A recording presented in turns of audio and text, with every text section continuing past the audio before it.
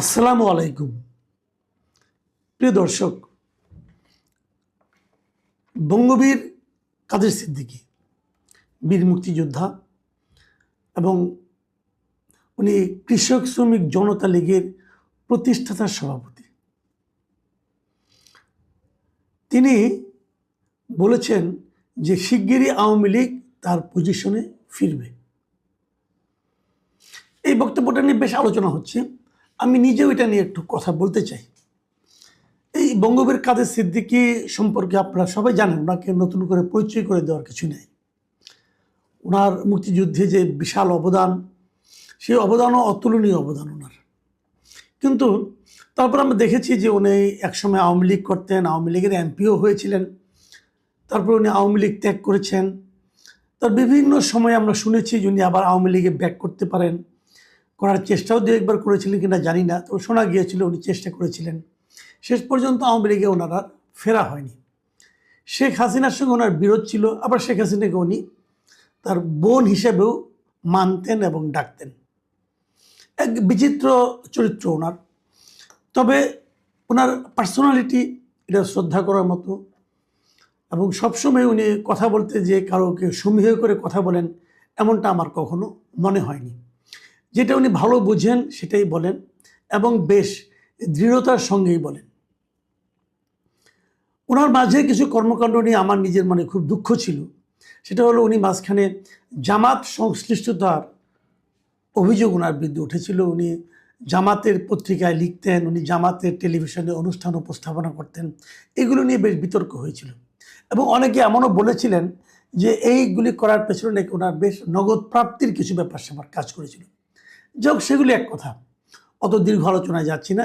কিন্তু আমি যে কথাটা বলতে চাচ্ছি যে ওনার যে পার্সোনালিটি, সেটা হলো যে উনি যেটা ভালো মনে করেন সেটা নির্দ্বিধায় এবং দৃঢ়তার সঙ্গে উচ্চারণ করার একটা সৎ সাহস ওনার আমি সবসময় দেখেছি।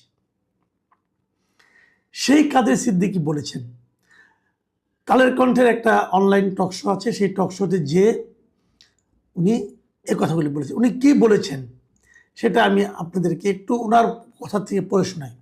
উনি বলেছেন, আল্লাহকে হাজির নাজির জেনে বলে যাচ্ছি, আগামী কয়েকদিনে কয়েক মাসে আওয়ামী লীগ তার পজিশনে যাবে।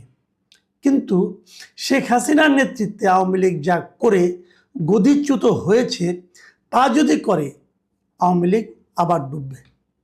ওনার এই যে কথাটা, এই কথার মধ্যে কিন্তু একটু অস্পষ্টতা আছে। অস্পষ্টতা এই কারণে, উনি বলছেন, প্রথমে বলছেন কয়েক দিনে, তারপরে বলছেন যে কয়েক মাসে, তারপর বলছেন আওয়ামী লীগ তার পজিশনে যাবে। এই যে পজিশনে যাবে, কথার অর্থ কি? আওয়ামী লীগ সর্বশেষ যে পজিশনে ছিল সেই পজিশনে যাবে? এটা কিন্তু ক্লিয়ার না। আওয়ামী লীগ সবশেষ কোথায় ছিল? আওয়ামী লীগ সবশেষ সরকারে ছিল। তা আওয়ামী লীগ কি সরকারে যাবে? এবং সেটা কয়েক দিনে অথবা কয়েক মাসে যাবে? আমি ওনার সঙ্গে একমত না। এটা আওয়ামী লীগ কয়েক দিনে বা কয়েক মাসে তার পজিশনে যাবে না। সেই যাওয়ার মতো কোনো বাস্তবতা আমি দেখতে পাচ্ছি না। এদেশের মানুষ আওয়ামী লীগকে কয়েক দিনে অথবা কয়েক মাসের মধ্যে আবার আগের মতো করে ক্ষমতায় বসাবে, এরকম মনে করার মতো কোনো কারণ আমি দেখি না। তারপর উনি বলেছেন যে কিন্তু শেখ হাসিনার নেতৃত্বে আওয়ামী লীগ যা করে গদিচ্যুত হয়েছে, তা যদি করে আওয়ামী লীগ আবার ডুববে। আবার ডুববে মানে কি? তাহলে একবার ভাসবে তারপর আবার ডুববে। আওয়ামী লীগ ভাসবে কি না সেটাই তো নিয়ে আলোচনা হচ্ছে। তো আপনি আওয়ামী লীগকে এক মাসের মধ্যে কয়েক মাসের মধ্যে উঠিয়ে আবার ডুবিয়ে দিচ্ছেন। যদি আওয়ামী লীগ আগের মতো আচরণ করে তাহলে তো ডুববেই। শেখ হাসিনা যে আচরণটা করেছিলেন, ওই আচরণটা যে কোনো দল করুক, আওয়ামী লীগ করুক, যে কোনো দল করুক, সেই দল ডুবতে বাধ্য। কারণ শেখ হাসিনা মূলত কি কাজটা করেছিলেন? উনি মূলত জনগণের ক্ষমতাকে অস্বীকার করেছিলেন, জনগণের ক্ষমতাকে উনি অপমান করেছিলেন। জনগণের ক্ষমতাটা কি? ভোট দেওয়ার ক্ষমতা। আপনি জনগণের কাছ থেকে ভোট দেওয়ার ক্ষমতাটাকে কেড়ে নিয়েছিলেন। তো সেই কাজ যেই করবে ভাই, সেই ডুববে। এটা বলার জন্য বঙ্গবীর কাদের সিদ্দিকী হওয়া লাগে না। কিন্তু প্রথম যে কথাটা বললেন, সেই কথার হয়তো আমি শাব্দিক অর্থ করলে হয়তো আমি একটু দ্বিমত পোষণ করতে পারি। কিন্তু যদি আমি ভাবগত অর্থটা ধরি, ভাবগত অর্থ বলতে এটা যে আওয়ামী লীগ ব্যাক করবে বাংলাদেশের রাজনীতিতে, এটার সঙ্গে আমি একমত। আওয়ামী লীগের ব্যাক না করে কোনো উপায় নাই। এই জন্য নাই যে আওয়ামী লীগের মধ্যে একটা এত বড় দলকে একদম ডুবিয়ে দেওয়া যায় না, একদম নিশ্চিহ্ন করে দেওয়া যায় না। এটা যারা না মানবে তারা ভুল করবে, এবং সেই না মানার প্রবণতা কিন্তু আমি সমাজে দেখি। ডক্টর মোহাম্মদ ইউনূস একটা নির্বাহী আদেশে, একটা কালো আইনের মাধ্যমে আওয়ামী লীগের রাজনৈতিক কর্মকাণ্ডকে নিষিদ্ধ করেছিলেন যতদিন না আওয়ামী লীগের বিচারটা শেষ হয় ততদিনের জন্য। তো আওয়ামী লীগের বিচার কি শুরু হয়েছে? শুরু হয়নি। এটা হলো একটা শুভঙ্করের ফাঁকি। আপনি যদি আওয়ামী লীগের বিচার যদি এখন 10 মাস পরে শুরু করেন, অথবা 1 বছর পরে শুরু করেন, 10 বছর পরে শুরু করেন, তাহলে তো ততদিন বিচার হবে না। তাহলে ততদিন আওয়ামী লীগ কি নিষিদ্ধ থাকবে? ততদিন আওয়ামী লীগ কোনো পলিটিক্যাল কাজকর্ম করতে পারবে না? এটা সম্ভব না। যারা ভাবছেন এখন, আপনারা জানতেও পারবেন না কবে স্ফুলিঙ্গটা জ্বলে উঠবে। এটাই হয়। শেখ হাসিনাও বুঝতে পারেনি জনগণ কবে তার বিরুদ্ধে বিদ্রোহ করবে, আগের দিনও বুঝতে পারেনি। কারণ এই জনগণের যে বিদ্রোহটা, এটা মানুষের মধ্যে ক্ষোভটা জমতে জমতে জমতে এই পুঞ্জীভূত ক্ষোভ যখন বিস্ফোরিত হয় তখন আর কিছু করার থাকে না। তো সেরকম বিস্ফোরণের অপেক্ষায় কি এই সরকার থাকবে? আমি সরকার কথাটা বললাম কেন? বললাম এই কারণে যে ডক্টর ইউনূস যে অধ্যাদেশটা জারি করেছিল আওয়ামী লীগের কার্যক্রম নিষিদ্ধ করে, সেই অধ্যাদেশটাকে কিন্তু এই বর্তমান সরকার আইনে পরিণত করেছে। ডক্টর ইউনূসের অনেকগুলো অধ্যাদেশকে যখন তারা আইনে পরিণত করেছে, তার মধ্যে এটাও ছিল। তার মানে এখন আইন করেই আওয়ামী লীগকে তার কার্যক্রমকে তার বিচার শেষ না হওয়া পর্যন্ত নিষিদ্ধ রাখা হয়েছে। তাহলে এখন করণীয়টা কি? করণীয় হতে পারে দুটো। একটা হলো তাড়াতাড়ি বিচার শুরু হবে, এবং বিচারে যে সিদ্ধান্ত হয় সেটাই হবে। বিচারে যদি আওয়ামী লীগের রাজনীতিকে নিষিদ্ধ করা না হয়, তাহলে আওয়ামী লীগ রাজনীতি করতে পারবে। আর যদি রাজনীতিকে নিষিদ্ধ করা হয়, তখন আওয়ামী লীগ রাজনীতি করতে পারবে না। তো বিচারিক আদেশ একটা, আর নির্বাহী আদেশ আরেকটা। তো বিচারিক আদেশটা কি হয় সেটার জন্য আমরা অপেক্ষা না হয় করতে পারি। কিন্তু এখানে যে কথাটা বলা হচ্ছে সেটা হলো, যে কথাটা নাকি মানে কাদের সিদ্দিকীও বলেছেন, যে যদি আওয়ামী লীগ আসে, তো সে আওয়ামী লীগটা কীভাবে আসবে? শেখ হাসিনার নেতৃত্বে আসবে? শেখ হাসিনা যেভাবে আওয়ামী লীগকে চালিয়েছে সেভাবে আবার চলবে? এটা নিয়ে কিন্তু একটা বড় প্রশ্ন। অনেকে এরই মধ্যে বলা শুরু করেছেন যে আওয়ামী লীগ আর শেখ হাসিনা এই দুটো হলো অঙ্গাঙ্গিভাবে জড়িত। শেখ হাসিনা ছাড়া আওয়ামী লীগ তারা চিন্তা করছেন না। এটা ভালো, এটা তার নেত্রীর প্রতি প্রেম থাকতে পারে, অথবা শেখ হাসিনা এমন একটা জায়গায় চলে গিয়েছিলেন, তিনি এমন একটা চেহারা, এমন একটা ব্যক্তিত্ব, তারা তার বিকল্প কাউকে আর ভাবছে না।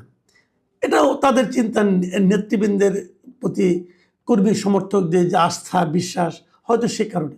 কিন্তু প্রশ্ন হলো, যদি শেখ হাসিনা আসেন, তাহলে ওনার যে কৃতকর্ম, তার জন্য কি ওনাকে বিচারের সম্মুখীন হতে হবে না? এই জায়গাটাতে আমার প্রশ্ন। শেখ হাসিনা যদি আসেন, তাকে অবশ্যই তার বিচার করার দরকার হবে, কারণ ওনার বিরুদ্ধে অভিযোগ আছে। এই যে এতগুলি শিশু মারা গেল, এতগুলি মানুষ মারা গেল জুলাই আন্দোলনের সময়, সেই সময় সরকার প্রধান যিনি ছিলেন, তিনি কি হত্যাগুলোর দায় এড়াতে পারবেন? তাহলে ওনাকে, যে কথাটা কাদের সিদ্দিকী নিজেও বলেছেন, দেখেন উনি কি বলেছেন। উনি বলেছেন যারা শেখ হাসিনা সরকারে ছিলেন, যারা অতিরিক্ত করেছেন, দেশে আইন শৃঙ্খলা আছে, আইনের বই আছে, সংবিধান আছে, সেই অনুসারে তাদের বিচার হবে। দরকার পড়লে শেখ হাসিনারও বিচার হবে। এটা কিন্তু কাদের সিদ্দিকী নিজেও বলেছেন। মানে যারা বাড়াবাড়ি করেছেন, যারা অন্যায় করেছেন, যারা অনিয়ম করেছেন, তাদের সকলের বিচার হতে হবে, এটা কাদের সিদ্দিকীর মত। এবং তিনি সে সঙ্গে এটাও বলেছেন, কিন্তু দলীয়ভাবে নিষিদ্ধ করা, কার্যক্রম বন্ধ রাখা, এটা যারা করেছে তারাই অন্যায় কাজ করেছে। যে কথাটা আমিও বললাম, আমি ওনার সঙ্গে একমত। কিন্তু যে আপনি দল নিষিদ্ধ করতে পারেন না। আমি একটা উদাহরণ প্রায়ই দিয়ে থাকি, সেটা হলো, আপনি ধরেন একটা আপনার স্কুল অথবা একটা ছাত্রাবাস, তার পাশ দিয়ে ছাত্ররা রাস্তা দিয়ে হাঁটাহাঁটি করছে, সেখান দিয়ে একটা বাস যায়, এক বাস চাপা পড়ে হয়তো 2জন ছাত্র মারা গেল, স্টুডেন্ট মারা গেল। এখন স্টুডেন্টরা ক্ষিপ্ত হলো, ক্ষিপ্ত হয়ে বাসটাকে ধরলো, ড্রাইভারকে একটু গণপিটুনি দিল। তারপর আপনি করণীয়টা কি? আপনি কি ড্রাইভারকে পিটাতে পিটাতে মেরে ফেলবেন? আপনার দায়িত্ব হলো সে ড্রাইভারকে ধরে আইন প্রয়োগকারী সংস্থার হাতে সোপর্দ করা। তারা বিচার করবে এই ড্রাইভার কি অন্যায় করলো, কি অন্যায় করলো না সেটা। কিন্তু আমরা কি দেখি প্রায় যে বাসটাকে আগুন ধরিয়ে দেওয়া হয়। বাসটার কি অপরাধ? বাসটা কি নিজে নিজে যে এই ছাত্রদের উপর উঠে পড়েছিল? তা তো পড়েনি। ছাত্রদেরকে মেরেছে ড্রাইভারের কারণে। ড্রাইভার ছাত্রদেরকে বাসটা চালিয়ে ছাত্রদের উপর উঠিয়ে দিয়েছে। তা দায় থাকলে ড্রাইভারের হবে। এখন আপনি যদি বলবেন এই যে এই ড্রাইভার 3 দিন 4 দিন ধরে না ঘুমিয়ে কাজ করছিল, তার মধ্যে ক্লান্তি ছিল, এই জন্য এরকম হয়েছে। আবার অনেকে বলতে পারেন তিনি হয়তো কিছুটা পানাহার করেছেন, কিছু পান করেছেন। অনেক ড্রাইভার তো মদ টদ খায়, হয়তো খেয়েছেন, সে কারণে করেছেন। যে কারণেই করেন, বাসের স্টিয়ারিংটা যার হাতে ছিল তাকেই দায়িত্বটা নিতে হবে। তো জুলাই আন্দোলনের সময় বাসের স্টিয়ারিংটা কার হাতে ছিল? শেখ হাসিনার হাতে ছিল, শেখ হাসিনার মন্ত্রীবর্গের হাতে ছিল। তাহলে ড্রাইভার, কন্ডাক্টর এবং অ্যাসিস্ট্যান্ট যারা ছিল, এদের সবাইকে বিচারের আওতায় আনেন, কোনো আপত্তি নেই। কিন্তু আপনি বাসটাকে পুড়িয়ে দেবেন কোন যুক্তিতে? তো আওয়ামী লীগের শাসন আমলে আওয়ামী লীগ যারা চালাতো তারা এই কাজগুলো করেছে। ভাবুন তো একবার, এই আওয়ামী লীগ তো 96 সালেও ক্ষমতা এসেছিল, তখন কি তারা এরকম করেছে? করেনি তো। এই আওয়ামী লীগ তো স্বাধীনতার সংগ্রামে আমাদের নেতৃত্ব দিয়েছে, তখন তারা এরকম করেছে? করেনি তো। কাজেই এই আওয়ামী লীগ যখন এই দুঃশাসনগুলি চলেছে, তখন এই আওয়ামী লীগের নেতৃত্বে যারা ছিল, এটা তাদের দোষ, তাদের ভুল, তাদের অপরাধ।